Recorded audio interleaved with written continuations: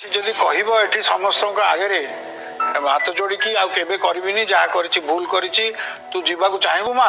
ସେ ବଣ୍ଡ ଉପରେ ଦସ୍ତଖତ କଲେ, ହଁ ଲେଖା ପଢା କରିବ, କେତେ ପୂରଣ ଦେଲେ ମୁଁ ଯିବି। କେତେ ପୂରଣ ମାନେ କଣ? ପଇସା ପଇସା ବାପା ମା ଯେତିକି କଷ୍ଟ କରୁଛନ୍ତି ମୋ ପାଇଁ, ସେ କୋଉଠୁ ଆଣିବ ମା? ଯୋଉଟା ଏତେ ଦିନ ଘର କରିବାକୁ କହିଲେ ଘର ପଇସା ସବୁ ମୁଁ ଖର୍ଚ୍ଚ କରିଦେଇଛି, କୁଆଡେ ଆଣିକି ତାକୁ ଦେବି? ସେଠି ଆସି ତ ତମେ ରହିବ, କେତେ ପଇସା ଖର୍ଚ୍ଚ? ସିଏ ମତେ ଅଲଗା କରିଦେଇଛି। ମୁଁ ଅଲଗା କରିଦେଇଛି ନା ତୁ ମତେ ଅଲଗା କରିଦେଇଛୁ? ତମ ଘରେ ରହିବିନି କି ମୁଁ ଅଲଗା ଯାଇକି ରହିବି, ନହେଲେ ତମ ବାପା ମା ଘରେ ମୁଁ ରହିବିନି କହିଲନି କି?